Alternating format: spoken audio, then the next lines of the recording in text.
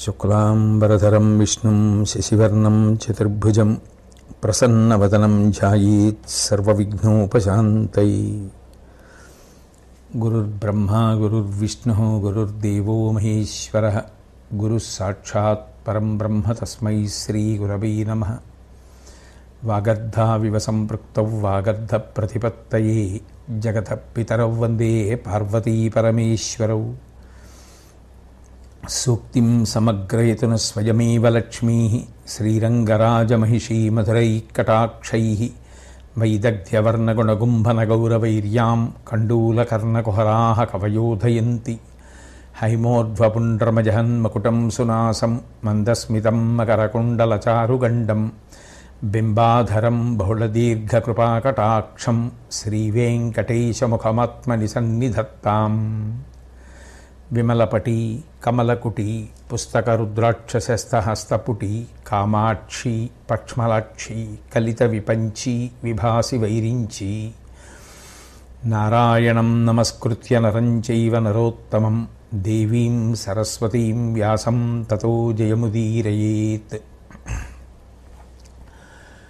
మహానుభావుడు సాక్షాత్ నారాయణ స్వరూపుడైనటువంటి వేదవ్యాస భగవానుడు ధర్మరాజు గారికి దర్శన భాగ్యాన్ని కటాక్షించాడు.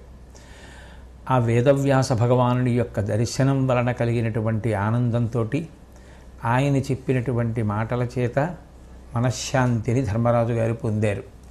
తదనంతరం ఆయన మనసుని ఏకాగ్రం చేసి బాగా ఆలోచించి తమ వైపు సర్వసైన్యాధిపతి అయినటువంటి దృష్టజ్యుమ్నుడిని పిలిచి ఆయనతో మాట్లాడుతూ అంటాడు, నువ్వు మీ తండ్రి చేసినటువంటి హోమకుండంలోంచి ఆవిర్భవించినటువంటి వాడివి, కారణజన్ముడవు.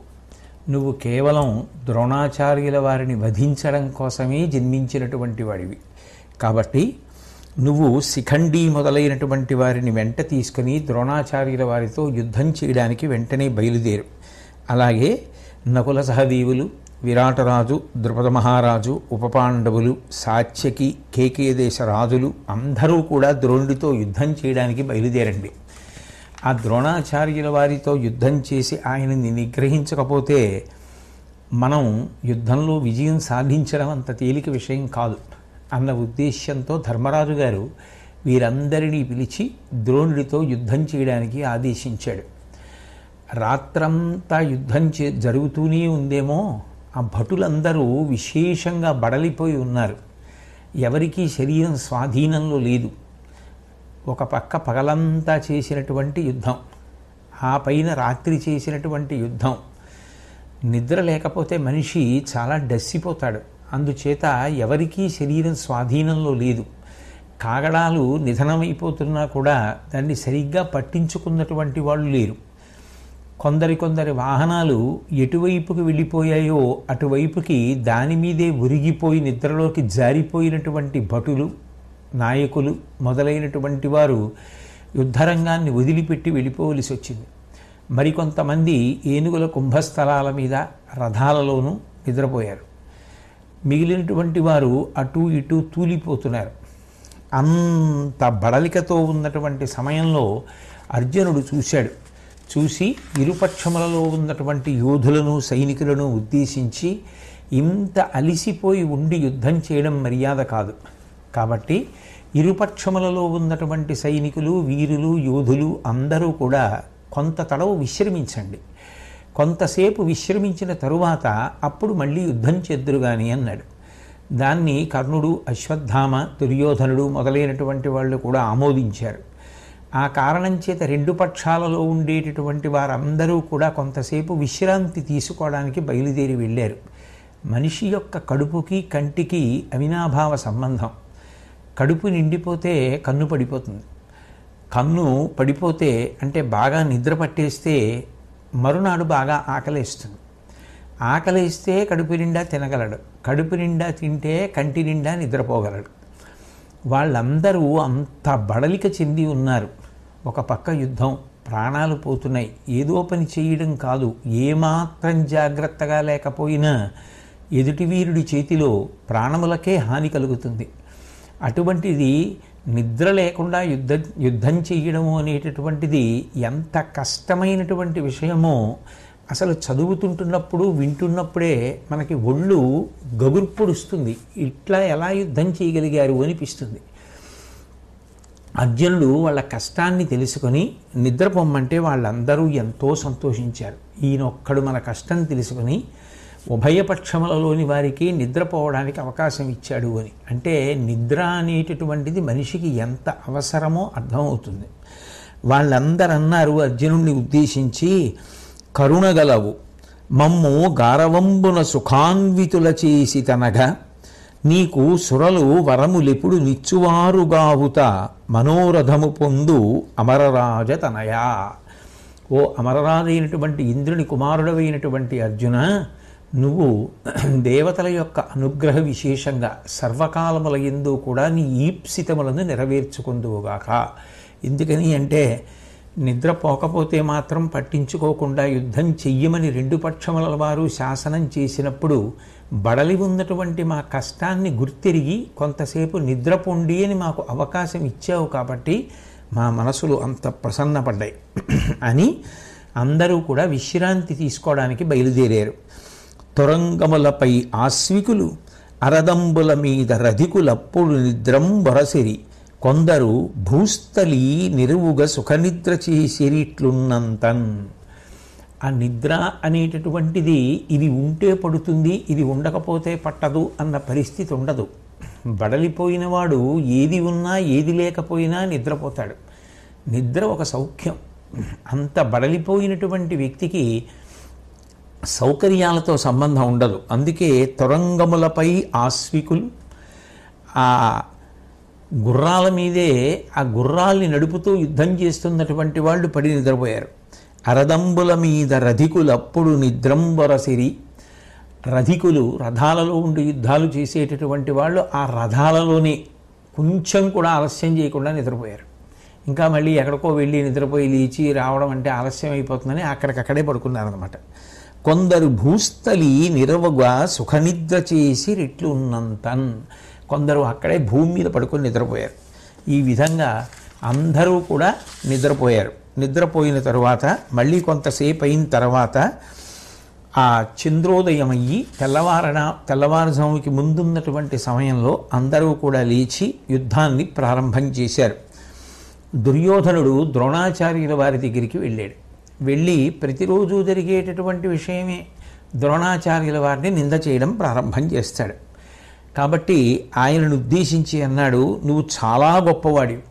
నిజానికి నీకు ఈ పాండవులు దేంట్లోనూ సమానులు కారు. కానీ నీకు నువ్వుగా వాళ్ళని శిష్యులుగా భావిస్తున్నావు. భావించి వారితో యుద్ధానికి తలపడకుండా వారి మీద అవ్యాజమైనటువంటి ప్రేమని చూపిస్తున్నావు. దీనికి మేము ఏమనుకోవాలి? ఇంత శక్తి కలిగినటువంటి నువ్వు సర్వసైన్యాధిపతిగా ఉండి పాండవులను నిగ్రహించగలిగినటువంటి శక్తివంతుడు వయ్యుండి కూడా వాళ్ళని యథేచ్ఛగా యుద్ధం చేయడానికి అనుమతించి మన వైపు ఉన్నటువంటి చతురంగ బలాలు నశించడానికి హేతుభూతుడు అవుతున్నావు అంటే కేవలం దైవాన్ని అనాలి తప్ప నిన్ను అనడం అనవసరం. ఎందుకని అంటే ఇక ఇన్ని మాటలన్నా పట్టించుకోకుండా నువ్వు పాండవ పక్షపాతాన్నే ప్రదర్శిస్తున్నావు. ఇది నా దురదృష్టం అంటూ మాట్లాడితే ద్రోణాచార్యుల వారి మనస్సు చాలా తీవ్రంగా నొచ్చుకుంది. అవును, ద్రోణాచార్యుల వారి శిష్యుడు కాబట్టే అర్జునుడు మనగలుగుతున్నాడు. నా శిష్యుడు అన్న భావనతోటే నేను అతన్ని కాపాడుకొస్తున్నాను. అది కాదు నీ భావన. అట్లా అయితే ఖాండవవనం దేవేంద్రుడికి సంబంధించినటువంటి ఖాండవవనాన్ని అగ్నిహోత్రుడు కాల్చేశాడు. కాల్చేసినప్పుడు అగ్నిహోత్రుడికి రక్షకుడిగా కృష్ణార్జునులు నిలబడ్డారు. అప్పుడు దేవేంద్రుడు తన వనాన్ని తాను దక్కించుకోకపోవడానికి కారణం అర్జునుడు నా శిష్యుడిని వదిలేశాడా? లేకపోతే ఒకప్పుడు ఈ పాండవులందరూ ద్వైతవనంలో ఉన్నటువంటి సమయంలో వాళ్ళ మీద నువ్వు నీ యొక్క ఆధిపత్యాన్ని చూపించడం కోసం, నీ గొప్పతనాన్ని ప్రదర్శించడం కోసం ఘోషయాత్రకు వెళ్ళావు. ఆ వెళ్ళినప్పుడు చిత్రసేనుడు అనబడేటటువంటి గంధర్వుడు మీతో యుద్ధం చేసి నిన్ను బంధీకృతుణ్ణి చేసి తీసుకుపోతుంటే అర్జునుడు భీముడు మొదలైనటువంటి వారు వచ్చి యుద్ధం చేసి చిత్రసేనుడిని ఓడించి నిన్ను బంధముల నుండి విముక్తుణ్ణి చేశారు. అప్పుడు చిత్రసేనాది గంధర్వులు ఈ అర్జునుడు ద్రోణుడి శిష్యుడు కదా అని చెప్పి పక్షపాతంతో వదిలిపెట్టేశారా? ఆ కారణం చేత వదిలేశారా? ఇంద్రాదులే గెలవలేకపోయినటువంటి నివాత కవచ కాలకి అది రాక్షసులను అర్జునుడు సంహరించగలగడం కేవలం నా శిష్యుడు కాబట్టి వాళ్ళందరూ ఉదారంగా యుద్ధం చేసి చచ్చిపోయారా, అందుకు గెలవగలిగారా అని ఎందుకు అక్కర్లేని దుర్భాషలన్నీ మాట్లాడుతుంటావు అని అంటే ఆ దుర్యోధనుడికి చాలా కోపము ఆవేశము కలిగి ఒక పని చెయ్యి, అర్జునుడితో నువ్వు ఎటూ సరి అయినటువంటి స్థాయిలో యుద్ధం చెయ్యవు కాబట్టి నువ్వు యుద్ధం చెయ్యడానికి కావలసినటువంటి ప్రతివీరులను నువ్వే ఎంచుకో ద్రోణాచార్య. నువ్వు కొంత సైన్యాన్ని తీసుకుని వారి మీదకి వెళ్ళు, నేను కర్ణుడు శకుని దుశ్శాసనుడు మేము నలుగురం కలిసి అర్జునుణ్ణి ఎదుర్కోవడమే కాదు ఆ అర్జునుణ్ణి ఓడించి సంహరిస్తాం, కాబట్టి మేము అటువైపుకి వెడతాం, నువ్వు వేరొక వైపుకు వెళ్ళు అన్నారు. అంటే ద్రోణుడు దుర్యోధనుడితో మాట్లాడుతూ అన్నాడు, కుడిచితి కట్టితి పెట్టితి పొడమి సమస్తంబు అఖిల భోగంబుల నిక్కుడు పేర్మిననుభవించితి తొడరము వెరుపుడిగి పార్థుతోడ కుమారా.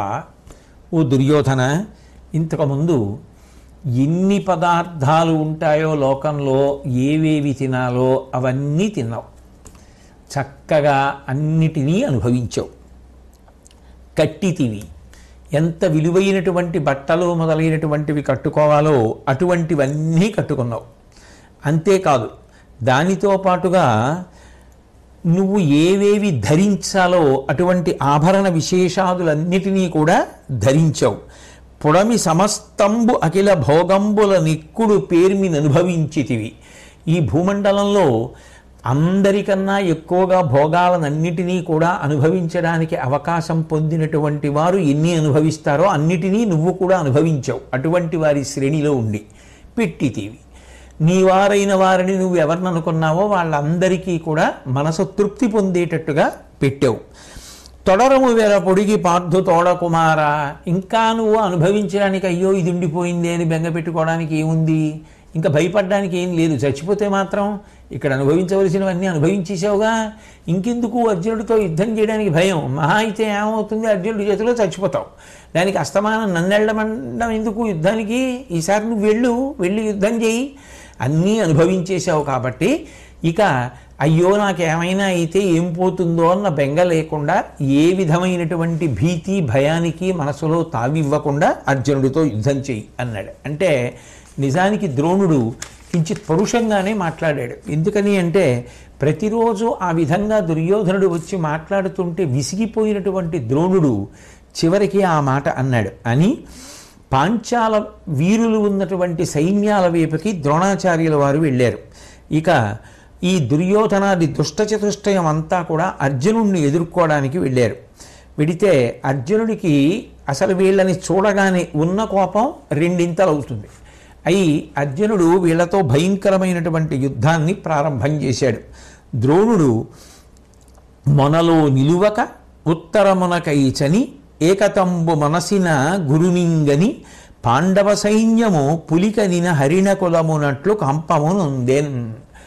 సర్వసాధారణంగా వ్యూహాన్ని రచించిన తరువాత సైన్యానికి అగ్రభాగంలో నిలబడి యుద్ధాన్ని ప్రారంభం చేసేటటువంటి ద్రోణాచార్యుల వారు ఆ రోజున సైన్యానికి అగ్రభాగంలో నిలబడకుండా ఉత్తర భాగంలో నిలబడి అక్కడ ఉన్నటువంటి పాండవ సైన్యంతో యుద్ధాన్ని ప్రారంభం చేస్తే ఆయన యొక్క తీవ్రమైనటువంటి రూపాన్ని ఆయన పట్టుదలని గమనించినటువంటి పాండవ సైన్యం పెద్దపులిని చూసినటువంటి లేళ్ల గుంపులు ఎలా పారిపోతాయో అలా పారిపోవడం మొదలుపెట్టే. అంటే అంత భయంకరమైనటువంటి యుద్ధాన్ని ద్రోణాచార్యుల వారు ప్రారంభం చేశారు. ప్రజనెల్లందునుమాడి ఉగ్రముఖుడై పాంచాల పౌత్రత్రయంబు యముంచేరగబుచ్చి కేకయుల కేపుంచెవయుంచూపి అంబుజముల్ కోసిన కైవడిన్ తలలు సంపుల్లాస్య భల్లంబులక్కజమయ్యుండ నిగిడ్చి త్రుంచే బటు దుర్వర్గం బకర్వంబుగన్. ఆయన ఆ వచ్చినటువంటి సైన్యాన్ని అవలీలగా త్రుంచుకుంటూ వెళ్ళిపోతున్నాడు. ఆ వెళ్ళిపోతున్నప్పుడు ద్రుపదుడి యొక్క మనవలు ముగ్గురిని కూడా హతమార్చాడు. అలాగే కేకయరాజుల యొక్క తలలనన్నింటినీ కూడా కేవలం ఏదో తామర పువ్వులు కోసేటటువంటి వాడు ఎంత హేళగా కోసేస్తాడో అంత హేళంగా వాళ్ళందరినీ కూడా నిర్జించాడు. అట్లాగే ఆ యుద్ధం చేస్తున్నప్పుడు ఆ ద్రోణాచార్యుల వారి ధాటికి తట్టుకోలేక సైన్యములన్నీ చెల్లాచెదరైపోతుంటే ఇటువంటి సమయంలోనే మనం తెగించి యుద్ధం చెయ్యాలి, పరాక్రమాన్ని ప్రదర్శించాలి, సైన్యాన్ని కాపాడుకోవాలనేటటువంటి ఉద్దేశ్యంతో విరాట మహారాజు గారు, ద్రుపద మహారాజు గారు కూడా కలిసి వచ్చి ద్రోణుడితో యుద్ధాన్ని ప్రారంభం చేశారు. చెంచద్బాణ పరంపరా ప్రహతులన్ సైన్యంబు క్రూరోద్ధతించెన్ చించినలింక నిన్నటికి నిస్సి భూరి బాహాబలంబంచుం కూడి కడంగినొంప కుపితుండై మత్స్య భూవల్లభన్ పాంచాల క్షితినాథునిందునిమే దర్పస్ఫూర్తి శోభిల్లగన్. తమ సైన్యములను కాపాడుకోవడం కోసమని వచ్చినటువంటి ద్రుపద మహారాజు గారిని అలాగే ఆ విరాట మహారాజు గారిని కూడా ద్రోణాచార్యుల వారు యుద్ధంలో చంపేశారు. ఇద్దరూ కూడా పడిపోయారు. ఎప్పుడైతే తండ్రి అయినటువంటి ద్రుపద మహారాజు గారు మరణించాడనేటటువంటి వార్త కుమారుడైనటువంటి దృష్టద్యుమ్నుడికి తెలిసిందో ఆయన ప్రతిజ్ఞ చేశాడు, మా తండ్రి ఈ విధంగా ద్రోణాచార్యుల వారి చేతిలో నిహతుడవడం నాకు అత్యంత బాధాకరమైనటువంటి విశేషం. నేను కేవలం ద్రోణాచార్యుల వారిని సంహరించాలనేటటువంటి ఉద్దేశ్యంతో మా నాన్నగారు హోమం చేసి నన్ను పొందారు. కాబట్టి నేను ఆ ద్రోణుణ్ణి కానీ సంహరించకపోతే మా కులక్రమాగతములైనటువంటి ఆచారములనన్నింటినీ కూడా ఉల్లంఘించినటువంటి వాడిని అవుతాను, అంటే ధర్మాతిక్రమణం చేసినటువంటి వాడిని అవుతాను. ఆచార ప్రభవో ధర్మ, ఏది ఆచరించారో అది ధర్మం, ఆచరించనిది ధర్మం ఎందుకు అవుతుంది? తెలిసి ఉన్నది ధర్మం కాదు, తెలిసి ఆచరించినది ధర్మం. కాబట్టి అటువంటి ఆచారములనన్నిటినీ కూడా నేను ఉల్లంఘించినటువంటి వాడిని అవుతాను అని చెప్పి ప్రతిజ్ఞ చేసి ద్రోణాచార్యుల వారిని సంహరించడానికి దృష్టద్యుమ్నుడు సమాయత్తమయ్యాడు. ఈలోగా ముందు రోజు అంతా యుద్ధం చేసినటువంటి కారణం చేత తగిలినటువంటి ఎండ దెబ్బ, రాత్రి సరిగ్గా నిద్రపోనటువంటి కారణం, ఆ పైన వేస్తున్నటువంటి విశేషమైనటువంటి ఆకలి, దీనితో సైన్యం అంతా కూడా సహజంగా బలహీనపడి ఉన్నది. అటువంటి సమయంలో ఇటువంటి మహావీరులు పేట్రేగి చేసినటువంటి యుద్ధంలో కొంచెం సులభంగానే పడిపోతాయి సైన్యాలు.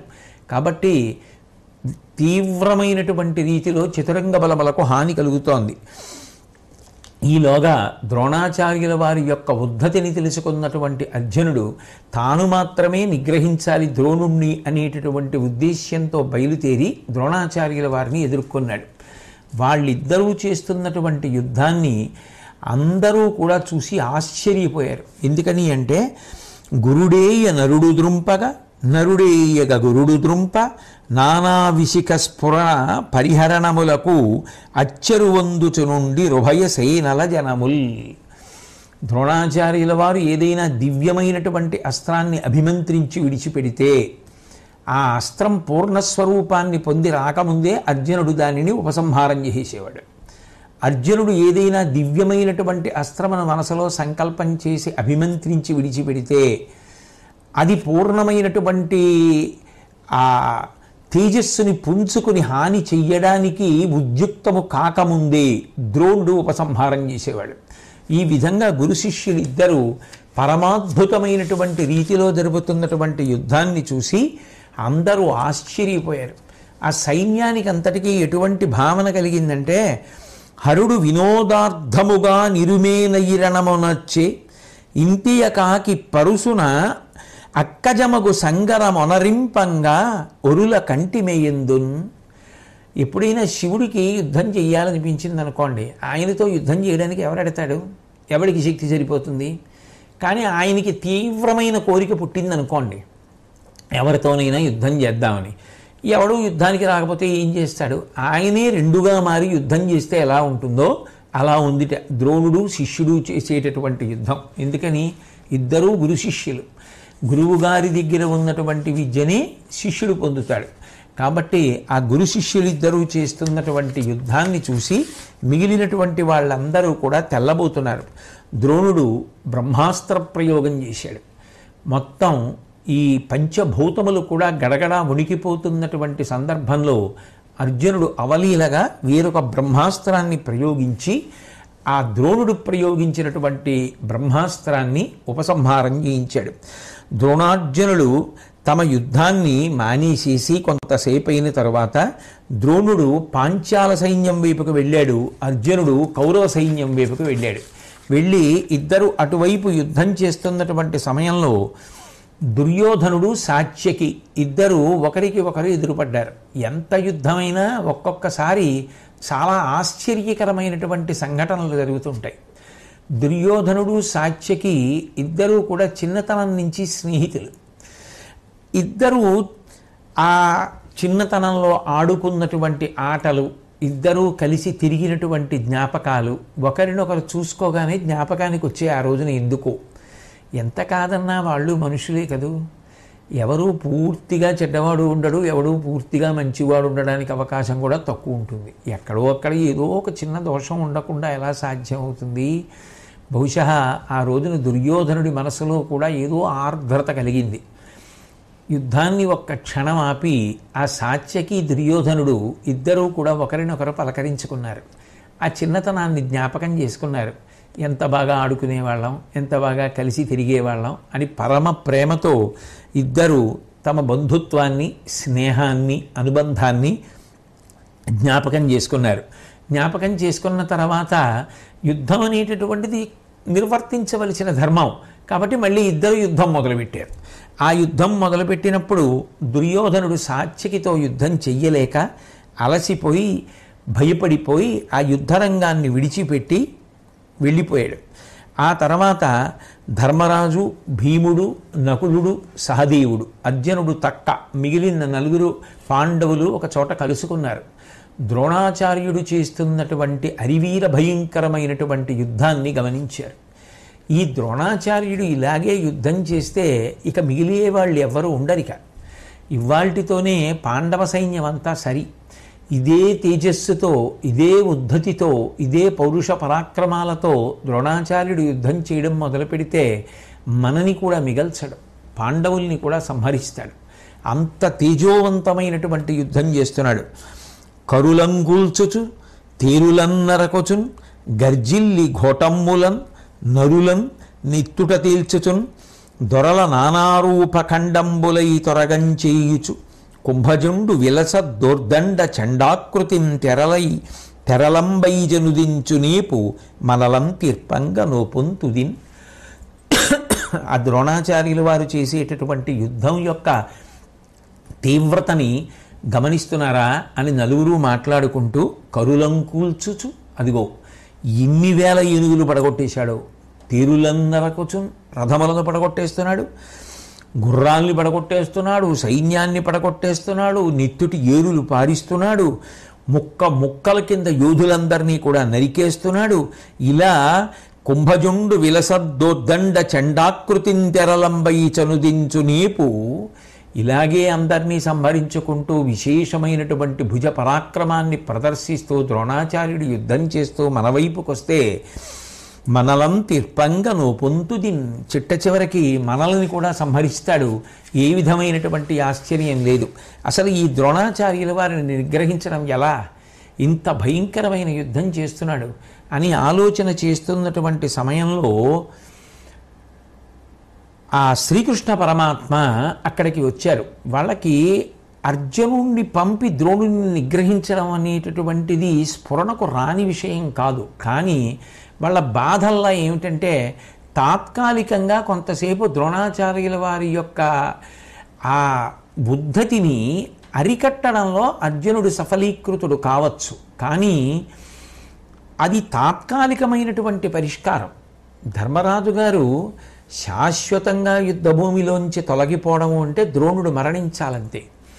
ద్రోణుడు మరణించనంత కాలం పాండవ సైన్యానికి ఈ విధమైనటువంటి సమస్య ఉండిపోతుంది. అసలు మనం గెలుపు పొందుతామా, పాండవులం మిగులుతామా, ఈ సైన్యం మిగులుతుందా అంటే అది ద్రోణుడు ఎంత తొందరగా యుద్ధాన్ని ఆపు చేసేస్తే, అంటే ఎంత తొందరగా శరీరం విడిచిపెట్టేస్తే అంత మంచిది.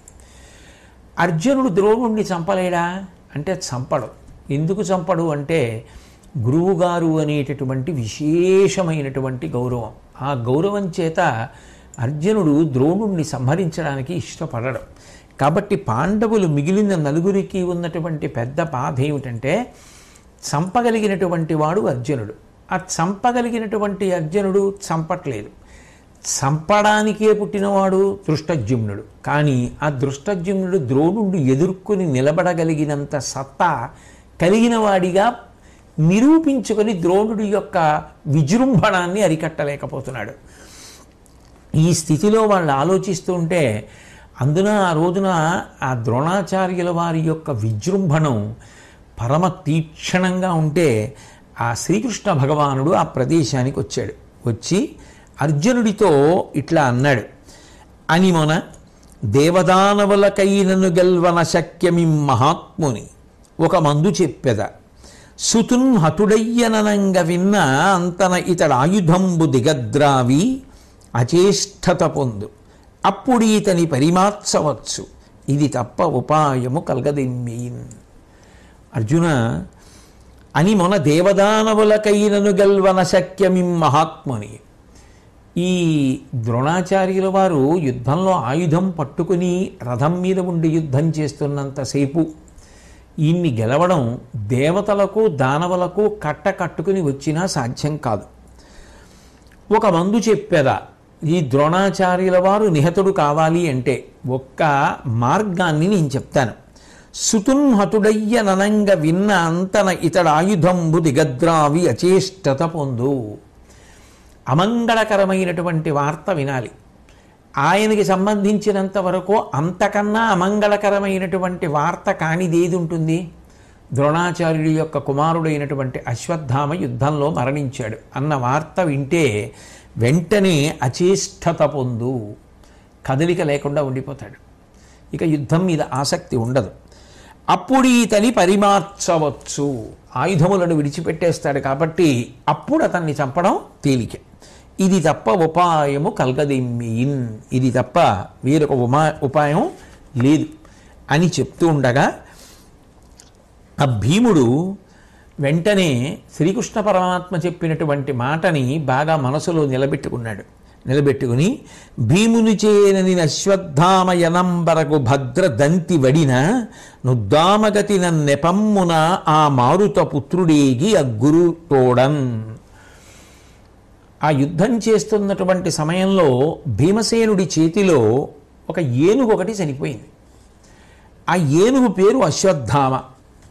ఇప్పుడు ఎప్పుడైతే అశ్వత్థామ అని పేరు కలిగినటువంటి ఒక ఏనుగు ఆ భీముడి చేతిలో మరణించిందో, అశ్వత్థామ చనిపోయాడు అని చెప్పడానికి ఒక అవకాశం లభించింది. కాబట్టి ఇప్పుడు భీముడు ఏం చేశాడంటే, ద్రోణాచార్యుల వారికి వినపడేటట్టుగా అశ్వత్థామ హతుడైనాడు అన్నాడు. ఎప్పుడైతే అశ్వత్థామ మరణించాడు అన్న మాట ద్రోణాచార్యుల వారి చెవిలో పడిందో, ఆయన మనసంతా కూడా ఒక్కసారి అయిపోయి దేని మీద కూడా దృష్టి నిలబడలేదు. ఏదో తెలియనటువంటి భయం మనసంతా ఆవరించేసింది. ఎట్లాగో అట్లా ధైర్యం తెచ్చుకొని తన పరాక్రమాన్ని తాను జ్ఞాపకం చేసుకుని దివ్యమైనటువంటి అస్త్రాల్ని మనసులోనే ఒకసారి స్మరించి భీముడు మాటలు అంత పట్టించుకోకుండా, ఏ విధమైనటువంటి సంకోచము పెట్టుకోకుండా దృష్టజ్యుమ్నుడి మీదకి దాడి చేశాడు. బాణాల వర్షం కురిపించాడు. బహుశः భీముడు చెప్పగానే అంత తేలికగా నమ్మకపోవడానికి కారణం ఏమయ్యుండుండవచ్చు అంటే, దృష్టజ్యుమ్నుడిని సంహరించేటటువంటి కుమారుడు నాకు కలగాలి అని ద్రోణాచార్యుల వారు భగవంతుణ్ణి ఆరాధించి పొందినటువంటి కుమారుడు అశ్వత్థామ. దృష్టజ్యుమ్నుడు ఎదురుగుండానే ఉన్నాడు కదా. కాబట్టి అశ్వత్థామ దృష్టజ్యుమ్నుడిని సంహరించగలిగినటువంటి కుమారుడు. అటువంటప్పుడు అశ్వత్థామ మరణిస్తే దృష్టజ్యుమ్నుడు ఇంకా ఎలా ఉండిపోతాడు? అయినా ఇది అమంగళకరమైనటువంటి వార్త, పరమ అశుభంతో కూడుకున్నటువంటి వార్త. దీన్ని ఇప్పుడు తర్కించుకోవడానికి కావలసినంత సమయం లేదు. భీముడు చెప్పాడు, చాలా చాలా అమంగళకరమైనటువంటిది. అందుకని కించిత్ ఆయన దృష్టి విచలితం అయిపోయింది. అయినా మనసుని కూడా తీసుకున్నాడు, నిలబెట్టాడు. దృష్టద్యుమ్నుడి మీద విజృంభించాడు. అడ్డు వచ్చినటువంటి పాంచాల వీరులు రథాలలో ఉన్న వాళ్ళని 20,000 మందిని చంపేశాడు. 500 రథాలు పడగొట్టాడు. 10,000 ఏనుగుల్ని 10,000 గుర్రాలని చంపేశాడు. ఇలా అమిత పరాక్రమంతో వెలిగిపోతున్నాడు. వెలిగిపోతుంటే సప్తర్షులు కూడా ఆకాశమండలంలో ద్రోణాచార్యుల వారికి ప్రత్యక్షమయ్యారు. ప్రత్యక్షమై, ఓ ద్రోణ, నువ్వు భరద్వాజ మహర్షి యొక్క కుమారుడివి, బ్రాహ్మణుడివి, వేదాంగములు తెలిసిన్నటువంటి వాడివి. అసలు నువ్వు ఇట్లా యుద్ధం చేయడం అనేటటువంటిది ధర్మమా? శిష్యులకి పాఠం చెప్పడం వరకు అంగీకారయోగ్యం, కానీ నువ్వే ధనస్సు పట్టుకుని యుద్ధానికి రావడం ఏమిటి? నీ జీవితకాలమా చెల్లిపోయింది. కాబట్టి ఇకనైనా యుద్ధం ఆపేసేయి, చేతిలో ఉండేటటువంటి ఆ శస్త్రాన్ని విడిచిపెట్టేసేయి, శాంతి పొందు తప్ప ఇక ఇది యుద్ధం చేయడానికి తగిన సమయం కాదు అని ఆ సప్తర్షులు చెప్పారు. వెంటనే ద్రోణాచార్యుల వారు ఎదురుగుండా ఉన్నటువంటి దృష్టద్యుమ్నుడిని చూశాడు. చూసి కొడుకు మరణించాడు అని ఆ భీముడు చెప్పినటువంటి వార్త మళ్ళీ మనసులో స్ఫురణకు వచ్చేసింది. ఎందుకంటే అది మనసుని విడిచిపెట్టట్లేదు. తీవ్రమైనటువంటి దుఃఖం వచ్చేసింది. ఇది నిజమా కాదా, దాన్ని రూఢం చేసుకోవాలనుకున్నాడు. ధర్మరాజు గారు కనపడ్డారు. ఆ అజాతశత్రువైనటువంటి ధర్మరాజు చెప్తే ఇక తిరుగులేదు. అందుకని ధర్మరాజును అడగాలి అని చెప్పి నిర్ణయం చేసుకుని ధర్మరాజు వైపు తిరుగుతున్నాడు. ద్రోణాచార్యుల వారి మనసులో కలిగినటువంటి భావాన్ని శ్రీకృష్ణ పరమాత్మ పట్టుకున్నారు. ఇప్పుడు ధర్మరాజును అడుగుతాడు. ధర్మరాజు చెప్పడం మీద ద్రోణాచార్యుడి విజృంభణం కానీ ద్రోణాచార్యుడు అణిగిపోవడం కానీ ఆధారపడి ఉన్నది అని, అడరి ఈ దివసము నపరాహ్నమునకు ద్రోణుడని చేసినట్లయినా తృంగిపోకయుండనేర్తురే ఇక్కడి యోధులెవ్వరైనా విను నుతి కాదు సత్యమ్ము సొమ్ము. ఓ ధర్మరాజా, నేను నిజం చెప్తున్నాను. ఇదేదో ద్రోణాచార్యుల వారిని పొగుడుతున్నానని నువ్వు అనుకోవద్దు. ఇవాళ మధ్యాహ్నం కాలం వరకు ద్రోణాచార్యుల వారు యుద్ధం చేస్తే, ఇవాళంతా యుద్ధం చేయడం, రేపు యుద్ధానికి రావడం ఇవన్నీ వదిలి, ఇవాళ మధ్యాహ్నం వరకు కానీ యుద్ధం చేస్తే నీ పక్షంలో ఉన్నటువంటి యోధులు ఇంకా ఎవ్వరూ మిగలరు. ఎందుకంటే అంత తీవ్రమైనటువంటి విజృంభణంతో ఉన్నాడు ద్రోణుడు. మము ఈతని కొప్పింపక సముచితముగా కాచికొనుము, అసత్యవచన దోషము లేదు ప్రాణరక్షణ సమయంబున అతని కొడుకు సత్యనయనుని. శ్రీకృష్ణ పరమాత్మ ధర్మమును ఆవిష్కరించారు. మమ్మల్ని అందరినీ పట్టుకెళ్ళి ఈ ద్రోణాచార్యుల వారికి అప్పచెప్పేస్తావా? ఇప్పుడు ఒకవేళ ద్రోణుడు నీ వంక తిరిగి నిజమేనా, నా కుమారుడు మరణించాడా అని అడిగితే అసత్య దోషం వస్తుందేమోనన్న భయంతో నువ్వు లేదు లేదు మీ కుమారుడు మరణించలేడు అంటే ద్రోణుడు విజృంభిస్తాడు. ద్రోణుడు విజృంభిస్తే మమ్మల్ని అందరినీ తీసుకెళ్ళి నువ్వు ద్రోణుడికి అప్పచెప్పేసినట్టే. అందులో భీముడు వచ్చి అటువంటి మాట చెప్పాడు, తనని వంచన చెయ్యాలనుకున్నాడు అన్న క్రోధం కూడా కలిసిందనుకోండి, ఇక ద్రోణుడిని ఎవరాపగలరు? కాబట్టి మమ్మల్ని అందరినీ పట్టుకెళ్ళి ఆ ద్రోణుడికి అప్పచెప్పేస్తావా? సముచితముగా కాచికొనుము, నీ వారిని నువ్వు కాపాడుకోవాలి కదా, నీ ప్రాణాలు నువ్వు కాపాడుకోవాలి కదా. యుద్ధానికి ఎందుకు వచ్చావు? విజయం కోసం వచ్చావు. ఆ విజయం సంపాదించాలి అంటే ఆయన అలా విజృంభించిపోతున్నప్పుడు నీ వారిని నువ్వు కాపాడుకోవడం కోసం చెప్పినటువంటి అసత్యం అసత్యం అవదు. ఎందుకని అంటే విశేషమైనటువంటి ప్రాణరక్షణ అందులో ఉంది. ఇంతమందిని రక్షించడం ఇప్పుడు నీ చేతిలో ఉంది. నువ్వు చెప్పిన మాట వలన మేమందరం రక్షింపబడడమో ద్రోణుడి చేత భక్షింపబడడమో. నీకోసం యుద్ధానికి మేమందరం వస్తే నీకు అసత్య దోషం వస్తుందని నువ్వు మమ్మల్ని అందరినీ పట్టుకెళ్ళి ద్రోణాచార్యుల వారికి అర్పించేస్తావా? లేదు, ఒక చిన్న అసత్యం చెప్పినా ప్రాణరక్షణ చేస్తున్నాను కాబట్టి నా వైపు వారిని రక్షించుకోవడం, వాళ్ళ ప్రాణాలని కాపాడడం అనేటటువంటిది పెద్ద ధర్మం కాబట్టి పెద్ద ధర్మాన్ని నిలబెట్టడానికి చేసిన చిన్న అధర్మంలోకి రాదు. కాబట్టి నువ్వు కాపాడబడతావు కాబట్టి ఈ పని చేస్తే వచ్చిన దోషం ఏం లేదు, నీకు అసత్య దోషం అంటదు. కాబట్టి సముచితముగా కాచికొనుము, అసత్య వచన దోషము లేదు ప్రాణరక్షణ సమయంబున. ప్రాణములను రక్షించుకోవలసినటువంటి సమయము ఆసన్నమైనప్పుడు చెప్పినటువంటి అసత్యము క్రిందకు రాదు. కాబట్టి అతని కొడుకు సత్యనయనుమి, ఆయన యొక్క కుమారుడైనటువంటి అశ్వత్థామ మరణించాడు అనే నువ్వు చెప్పు అన్నాడు. వెంటనే భీముడు కూడా వచ్చి కృష్ణుడు చెప్పినటువంటి మాట నిజం కాబట్టి నువ్వు ఆ మాటయే చెప్పు, కృష్ణుడు కూడా చెప్పిన తరువాత నువ్వు అసత్యము అని భయపడవలసినటువంటి అవసరం లేదు అని చెప్తే ద్రోణాచార్యుడు నువ్వు చెప్తేనే నమ్ముతాడు. కాబట్టి ఆయన యుద్ధం చెయ్యకుండా ఉండాలి, సులువుగా హతుడు కావాలి అంటే ఈ మాట చెప్పవలసిందే అని భీముడు కూడా అంటే వెంటనే ధర్మరాజు గారు ఆలోచించాడు. ఇద్దరి మాటలు మనసులో పెట్టుకున్నాడు. అనృత భయము ఆజిజయము గొనియడు తమకంబు పెంపు కుదింపగా పాండునరీంద్రునగ్ర తనయుండనుమానము వాయబెట్టి అస్త్రగురినితో. ధర్మరాజు గారి వైపు నుంచి ఆలోచించినప్పుడు ధర్మరాజు మనసులో మెదిలిన భావాల్ని చెప్తున్నారు తిక్కన గారు. అనృత భయము, అబద్ధం ఆడుతున్నానేమో అన్న భయం. ఎందుకనంటే ఆయన ఏమడుగుతున్నాడు, నా కొడుకు చచ్చిపోయాడా అని అడుగుతున్నాడు. ఏనుగు చచ్చిపోయింది అని చెప్తే వంచనే కదా, అది ఎలా సత్యమైంది? అది సత్యం కాదుగా, ఖచ్చితంగా అసత్యమే. ఆయన అడిగిన దానికి జవాబు ఇది కాదు. ఏనుగు చచ్చిపోయింది అన్న అర్థం వచ్చేట్టు ఏది చెప్పినా ఆయన్ని వంచన చేసినట్టే. ఆయన అడిగిన దానికి జవాబు కాదు కాబట్టి అది అసత్యమే. అనృత భయము, అసత్యం చెప్తున్నానన్న భయం. ఆజిజయము, యుద్ధంలో గెలవాలనేటటువంటి తాపత్రయం.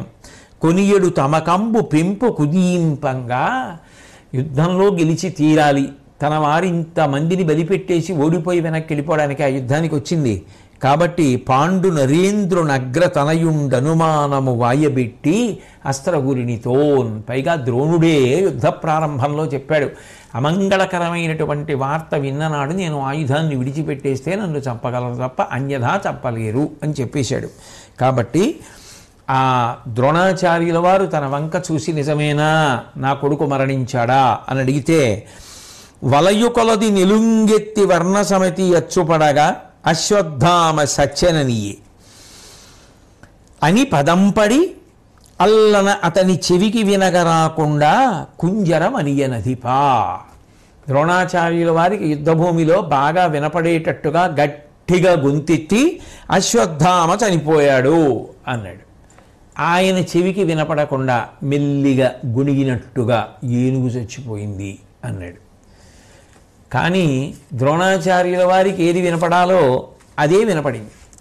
కొడుకు చనిపోయాడు అన్న మాట వినపడింది. వినపడగానే ఇంత గొప్పగా యుద్ధం చేస్తున్నటువంటి ద్రోణుడి యొక్క తేజస్సు అణిగిపోయింది.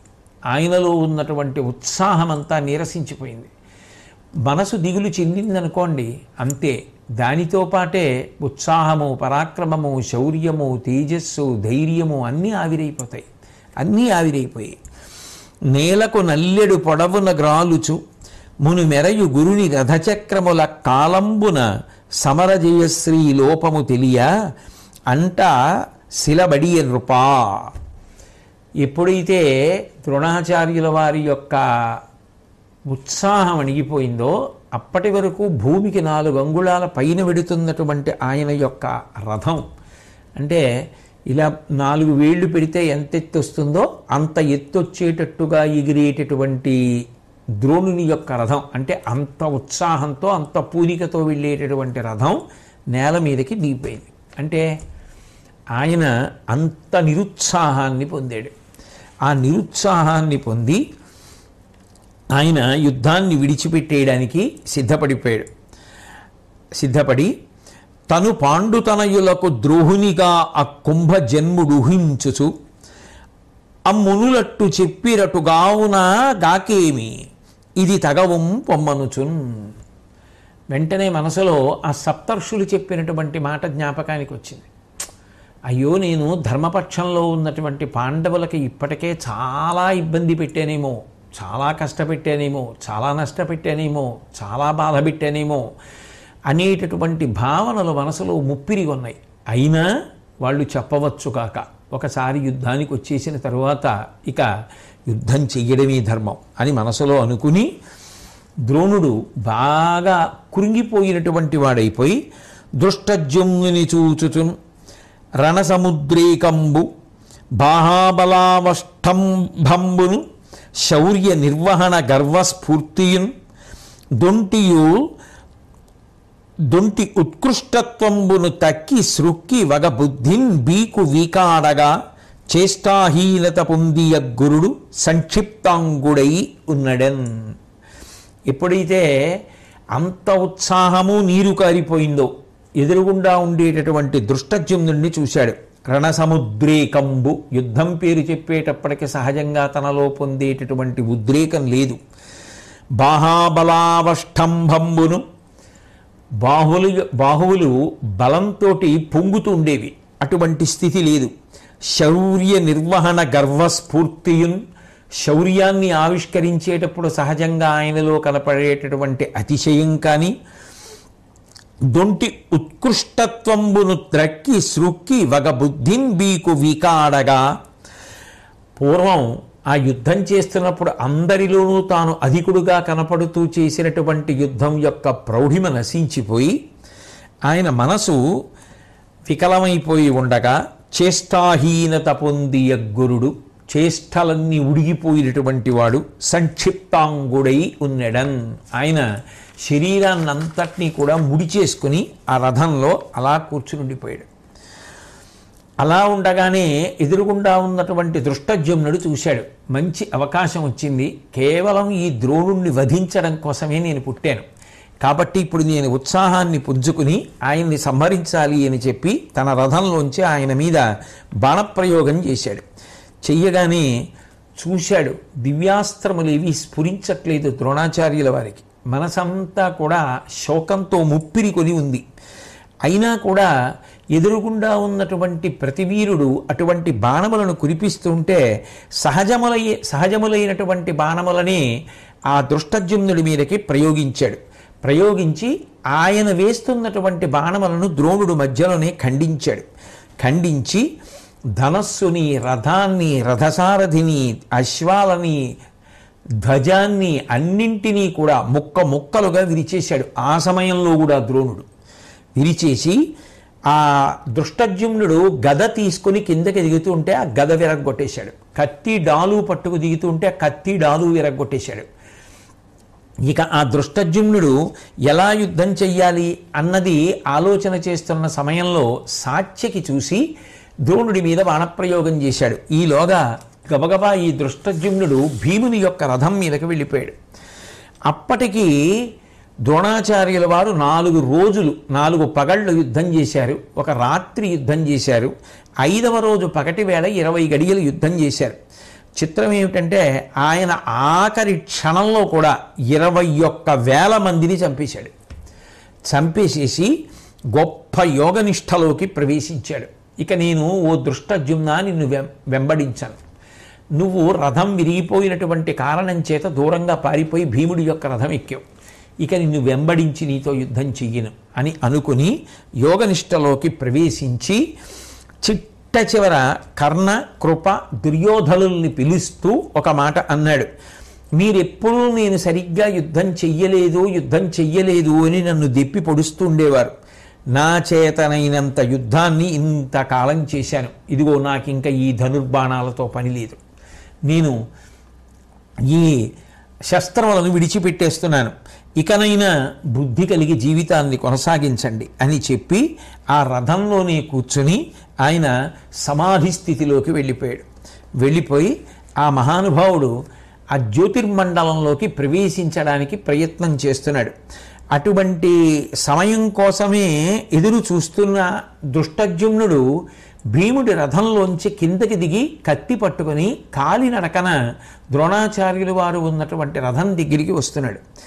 ఈ లోపలే ద్రోణాచార్యుల వారు యోగ మార్గాన్ని అనుసరించి శరీరాన్ని వదిలిపెట్టేసి జ్యోతిస్వరూపంతో ఆకాశంలోకి వెళ్ళిపోయి పరబ్రహ్మము ఉండేటటువంటి స్థానానికి బ్రహ్మలోకం వైపుగా వెళ్ళిపోయాడు.